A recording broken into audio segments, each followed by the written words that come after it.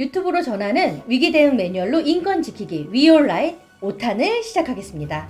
지난 2탄에서 4탄까지 이용자로 인한 폭력에 대해 대응 방안을 이야기를 나눠봤는데요. 이 시간에는 사회복지 현장에서 이용자로부터 발생할 수 있는 위험 상황과 그에 따른 대응 방안에 대해 이야기를 나눠보겠습니다. 그런데 여기 새로운 분이 와 계십니다. 더욱 심도 있는 이야기를 나눠주실 분을 초대했습니다. 우리 프리패스 사업 자문위원이시면서 위기대응 강사단 양성과정에 큰 힘을 쏟으신 분입니다. 서울시 정신보건사회복지사협회 고진선 회장님 모시겠습니다. 환영합니다. 예, 감사합니다. 네. 인천사회복지사협회에서 좋은 기회 주셔가지고 많은 분들한테 이야기도 나누고 또 강사단 양성하는데 작은 보탬이 될 수 있어서 너무나 감사드리고요. 또 저의 작은 교육이 이 전문가 강사분들을 만들게 돼서 또 너무나 기쁘고 뿌듯하시죠? 행복합니다. 네. 저희도 정말 덕을 많이 받는데 감사합니다. 복 많이 받으세요. 감사합니다. 네. 자, 그럼 오늘 나눌 이야기 시작하겠습니다. 사회복지 현장에서 발생할 수 있는 위험, 먼저 대리회상에 대해서 이야기를 나눠보겠습니다. 대리회상을 어떻게 정의를 할 수 있을까요? 뭐 대리외상 이야기하면 많은 분들이 복잡하게 생각하세요. 힘들다, 뭐지? 그 저희가 학술 전문으로 이야기하는 게 아니지 않습니까? 쉽게 말씀드리면 1대1 또는 뭐 대면 또는 전화 상담을 통해서 클라이언트하고의 이 상호작용 때문에 나타나는 아픔이다라고 생각하시면 되고요. 조금 더 쉽게 말씀드리면 사회복지 현장에서 일하시다가 생기는 직업병, 저는 개인적으로 직업병이라고 생각합니다. 그 직업병이 지금 많은 상처들을 주고 있다라고 설명드릴 수 있을 것 같아요. 네, 그러면 그런 대리회상에 대해서 조금 더 이해하기 쉽게 사례들을 좀 말씀해 주시면 좋겠어요. 지금 뭐 몇 가지 생각나는 것들 조금 말씀드려 보면 많은 분들 이 영상 보시면서 공감하실 겁니다. 많은 클라이언트하고 이야기를 나누시죠. 뭐 아동 보호 전문기관이라든지 노인기관, 다양한 기관에서 이야기들 나누시는데요. 생각해 보세요. 이야기 나누시다 보면 어느 순간 공감하시게 되고 그분의 이야기를 경청하시게 되죠. 실제 그 이야기들 경청하고 공감하셨는데 상담이 끝나신 이후에 어떤 느낌이 드십니까?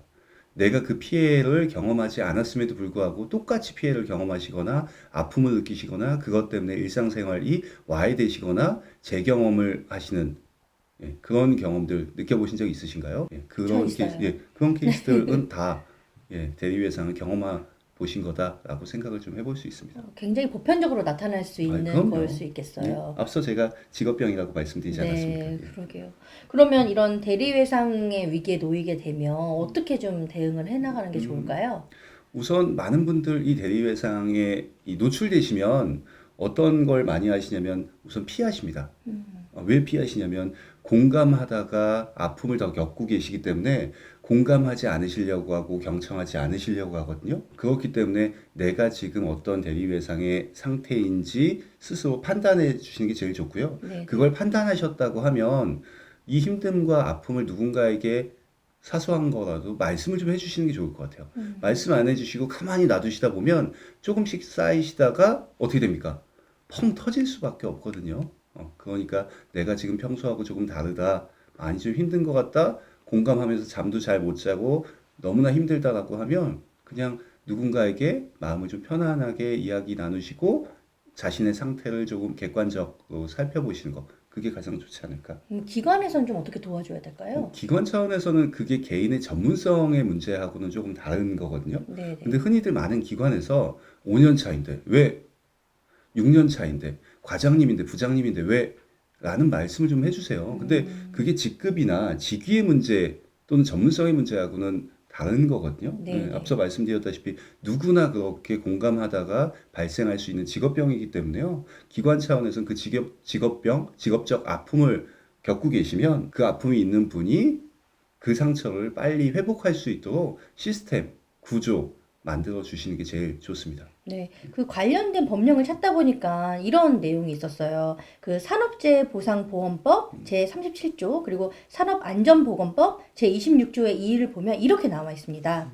사업주는 주로 고객을 직접 대면하거나 정보통신망 이용 촉진 및 정보보호 등에 관한 법률에 따른 정보통신망을 통하여 상대하면서 상품을 판매하거나 서비스를 제공하는 업무에 종사하는 근로자에 대하여 고객의 폭언, 폭행, 그 밖의 적정 범위를 벗어난 신체적, 정서적 고통을 유발하는 그런 행위로 인한 건강장애를 예방하기 위해 필요한 조치를 해야 된다. 특히 고객의 폭언 등으로 인해서 고객 응대 근로자에게 건강장애가 발생하거나 발생한 현저한 우려가 있는 경우에는 업무를 일시적으로 중단시키거나 전환시키는 등 필요한 조치를 해야 된다. 이게 이런 법령에도 나와 있더라고요. 예, 맞습니다. 네, 이것도 뭐 저희도 마찬가지로 아유, 당연하죠. 해당이 될 수 있는 내용이라고 생각을 했습니다. 예, 예. 네. 사회복지 현장에서 이 법에 대해서 잘 인지하지 못하시지만 방금 전에 말씀해 주신 그 법은 꼭 중요하게 생각하셔야 될 거고요. 사회복지 현장이 아닌 많은 곳들에선 이 법을 감정노동과 관련된 도움 줄 수 있는 법이다. 뭐 이렇게 인식하고 계시기 때문에요.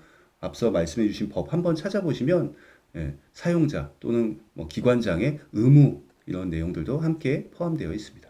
그럼 다음으로 넘어가겠습니다. 이번에는 이용자의 상실이나 사망에 대한 것에 대한 이야기입니다. 일단 상실, 사망에 대해서 좀 정의를 해주시면 좋을 것 같아요. 뭐 상실, 사망, 뭐 특별한 뭐 정의가 필요하겠습니까?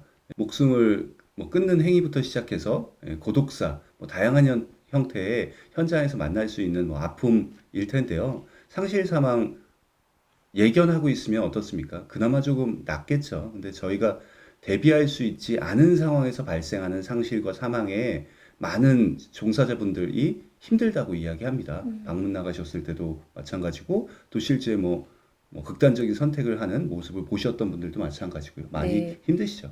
자연스럽게 또 사례 얘기가 나온 것 같은데 조금 더 설명해 주셨으면 좋겠어요. 제가 만났던 이 어떤 종사자 분은요, 실제 방문을 나가셨는데, 방문 나가신 이후에 노인분이 극단적인 선택을 하신 걸 발견하시게 된 거예요. 그래서 네. 발견하신 이후에 CPR을 막 하셨는데요. 소방에서 방문하셔서 이야기하신 게 그분이 사망하신 지 벌써 3일 되셨다. 뭐 이런 이야기들도 하시기 때문에 현장에서는 종종 또는 어떤 곳에서는 또 자주 이렇게 뭐 발견하고 보실 수 있을 것 같습니다. 그러니까 그런 경우도 있는 것 같아요. 장애인 생활시설에서 같이 오랫동안 동거동락했던 이용자가 네. 사망했다라든지 아니면 뭐 노인복지관이다 이런데 오랫동안 이용하신 어르신들인데 네. 연령대가 아무래도 높으시다 보니까 사망하셔서 갑작스러운 소식을 듣는 경우도 있거든요. 그렇죠. 이럴 때도 그분들에 대한 그런 생각들로 또 슬픔이 될 수도 있고요. 그런 걸로 또 좀 힘들어하는 경우도 있는 것 같아요. 맞습니다. 사망하시고 난 걸 직접 보실 수도 있고요. 또는 누군가에게 이야기를 전해 들을 수도 있는데요. 그분들 제일 먼저 뭡니까? 내가 뭔가 잘못했기 때문에 그분이 사망하신 건 아닌가? 또는 내가 평소하고 조금 다르게 소홀한 건 아닌가? 라는 생각을 가지실 수 있거든요. 그 충격 때문에 일상생활 자체가 와해될 수도 있기 때문에요. 가장 중요하게 애도의 과정이나 반응들을 체크해 주시는 게 좋습니다. 네, 그럼 이런 경우에는 어떻게 대응을 해야 될까요? 앞서 말씀드렸다시피 애도 과정이나 반응에 대한 기본적인 이해가 조금 있어야 되는데요. 우선 예견하지 못했던 일이기 때문에 충격을 받으세요. 그럼 충격을 받고 나서 없었던 일처럼 짠 하고 나타나면 얼마나 좋겠습니까? 사람이 아닙니다. 근데 그럴 수 없기 때문에 충격을 받은 다음에 뭐 하십니까? 계속해서 고민하시고 번뇌하시고 다시 한번 해보려고 하시고 또 다시 무너지시고 이런 과정들이 지속되기 때문에 동료분들이나 주변에 있는 많은 기관의 시스템들이 그분들을 안정적인 체계 안으로 만들어 주시면 오실 수 있도록 해주시는 게 제일 좋습니다. 네, 그리고 실질적으로 그런 일을 겪었을 때 아까도 뭐 이게 고독사 문제가 될 수도 있고 뭐 자살의 문제가 될 수도 있는데 그걸 발견했을 때 너무 당황하잖아요. 그렇죠. 그럴 때 실질적으로 또 어떻게 해야 되는지도 좀 말씀드리면 도움이 될 것 같거든요. 만약에 그런 상황이 발생하면 많은 분들이 당황해하시고 뭔가 해야 된다고 하는 생각들을 하는데요. 저희가 같이 준비했던 거 있지 않습니까? 가장 먼저 위기 대응 체계 안에서 위기 대응팀이라든지 기관의 관리자나 책임자한테 연락하고 그 다음에 후속 조치를 조직 차원에서 기관 차원에서 대응해 주시는 게 가장 좋다라는 말씀을 좀 드립니다. 네, 그러면 훈련이나 이런 것도 좀 잘 되어 그럼요. 있으면 그런 발생했을 때 바로바로 대처할 수 있게끔 해야겠죠. 네, 알겠습니다. 자, 마지막으로 이번에는 질병, 감염에 대한 이야기예요. 요즘 또 코로나19로 인해서 요즘 같은 상황이 또 필요한 내용인데요. 물론 저희가 뭐 코로나를 중점적으로 다룰 수는 없겠지만 보편적으로 질병, 감염에 대한 얘기를 좀 나눴으면 좋겠습니다. 정의부터 또 한번 내려주신다면. 질병, 감염, 현장에서 많은 경험들 해보셨을 겁니다. 저 같은 경우도 예전에 현장 방문 나갔을 때 간염 있으신 분들이라든지 아니면 뭡니까? 그 옴 네. 같은 거 걸리신 분들도 만나시기도 했거든요. 네네. 근데 그 현장에 나가기 전에 알고 있었으면 좀 나았을 텐데 만나고 난 이후에 누군가가 그분이 옴이 있었습니다라는 말씀을 해주시면 뭐 막, 어떨까요? 막, 예, 네. 갑자기 뭐 간지럽고 뭐 네, 이렇게 좀, 예, 맞아요. 그런 경험들이 현장에 종종 있을 거고요. 또 이 감염이나 질병이라고 하는 건 뭐 방문하는 저희 사회복지 종사자가 방문하잖아요. 사회 관리들 하실 때 언제나 발생할 수 있는 환경 안에서 저희가 대응해야 되지 않을까라는 생각을 좀 해봅니다. 네, 뭐 요즘 뭐 코로나로 인해서 그런 수칙들도 예, 나오지만 예, 전반적인 감염에 대한 대응 체계들이 좀 이렇게 예, 예, 매뉴얼화되고 또 교육도 되고 훈련도 되고 해야지 될 것 같아요. 예, 맞습니다. 뭐 위생 수칙도 잘 지키고 그럼 뭐 그런 정보도 잘 확인하고 예, 그래야 될 것 맞습니다. 같습니다. 또 추가적으로 이 감염은요, 다른 이제 다양한 것들하고 차이가 있는 게 하나 있습니다. 뭐냐, 보이지 않아요. 보이지 않기 때문에 어떤 게 가장 중요하냐면 나뿐만 아니라 동료들 다 공포감을 경험할 수밖에 없습니다. 복지관 아니면 시설에서 어떤 분이 A형 간염 또는 옴이 걸렸다고 해보세요. 동료들이나 관장님이나 기관이 어떻겠어요?